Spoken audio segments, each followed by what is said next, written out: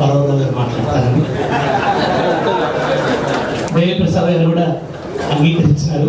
మనకి ఇప్పుడు కవులు అందరి పక్షాన వరవరావు గారు మాట్లాడతారు. వరవరావు గారు మాట్లాడే ముందు నేను ఒక విషయం చెప్పాలి. వరవరావు గారి ఆ చివరి కవిత ఏదైతే మంటల వెలుగులో తీసినామో ఆ మంటలు ఎగదోయడానికి మేము మధ్య మధ్యలో దాంట్లో గ్యాస్ని చల్లవలసి వచ్చింది. ఆయన నిలబడి ఉంటారు, ఆ మంట వెళ్తూనే ఉంటుంది, కానీ సరిపోయినప్పుడల్లా మళ్ళీ గ్యాస్ మీద వేయాలి. అవసరమైనప్పుడల్లా ఒకరు వేయమని చెప్పని ఇంకొకరు వేయాలి. ఈ పని చేసిన వ్యక్తి నిరంజన్ అని మాకు ఆ రోజు కారు నడిపిన డ్రైవర్ నిరంజన్ ఇక్కడ ఉన్నాడు. ఆ రోజు ఆ గ్యాస్ మీద వేస్తూ వేస్తూ తన చెయ్యి కాలింది.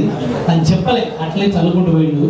చివరికి ఆ తల్లుల కన్నుల్లో శోకమే కాదు క్రోధము రగిలింది అన్న మాటప్పుడు వెళ్తూ రావాలి.